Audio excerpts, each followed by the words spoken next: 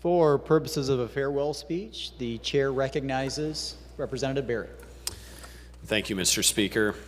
And thank you all for indulging me for a few moments for my speech here. I want to start by thanking my family, of course, for all the sacrifices they make as we pursue this full contact sport of politics that we're all so familiar with. My wife, Ashley, my kids, Patch, Eleonora, and Gwen, my mom, Marianne, and my dad, Patrick, who really my dad is the one that interested me in politics growing up, listening to my dad talk about politics so much. In fact, my full name is Thomas More Barrett, and my parents named me after St. Thomas More, who is the patron saint of lawyers and politicians. So I grew up realizing that my parents did not have very high expectations for me with a name like that. I also want to thank my campaign team over these years, Ron, Tim, Brandy, Alec, John, Randy. You guys have my back. You've been loyal. I really appreciate that.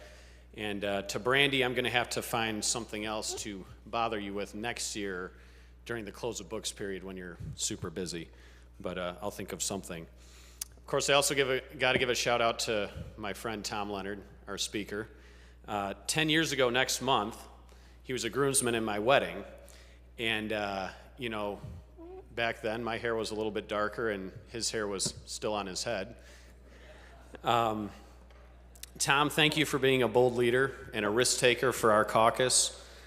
But I'll tell you this, whoever coined the term simple majority obviously never tried to reform Michigan's auto insurance law. And thank you, Aaron, Lee, Tristan. You guys have been loyal friends in a town where loyalty is increasingly harder to find these days. And as much as I hate to say it or hate to admit it, I'm going to miss serving in caucus with you guys next year while you're serving as speaker. But I will raid your office, so you can expect that.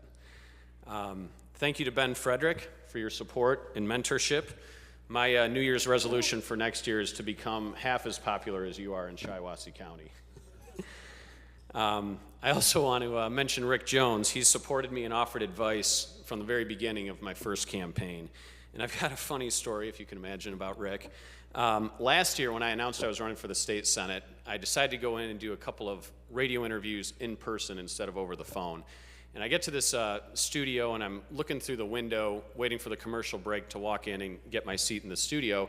And they have this bulletin board out in the area just outside the studio. And it's got all this clutter on there.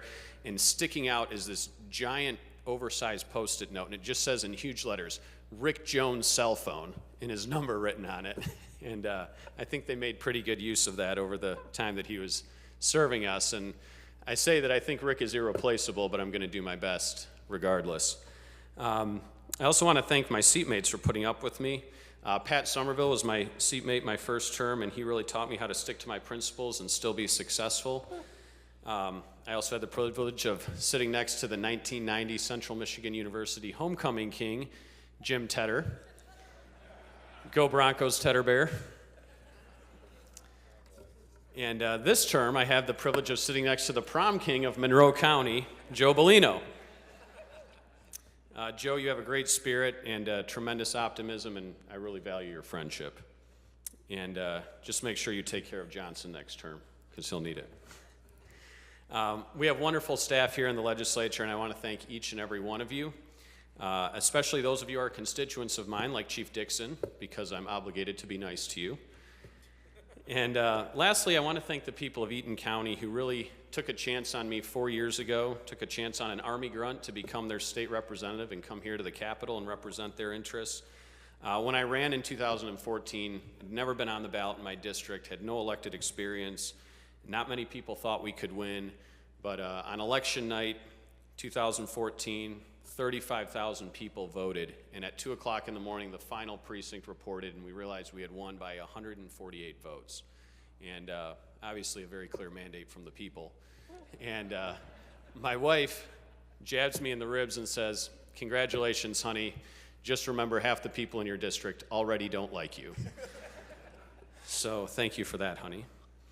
There's a line in the Soldier's Creed that we would recite beside our bunks every night in basic training before we'd go to bed. And the line says, "Brave soldiers of the past would be proud of me."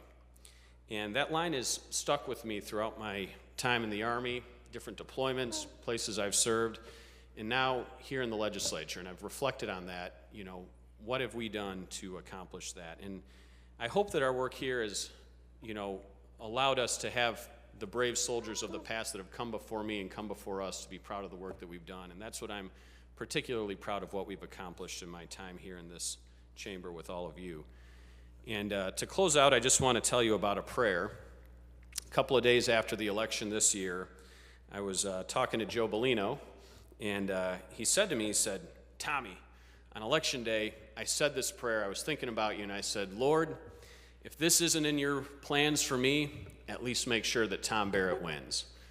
And I knew that it was divine providence that we were seatmates, because I said, "Joe, I said the exact same prayer." I said, "Lord, if this isn't in your plans for Joe, babe, at least make sure that I win." So, Joe, thank you. Mr. Speaker, thank you, and thank all of you colleagues for your time.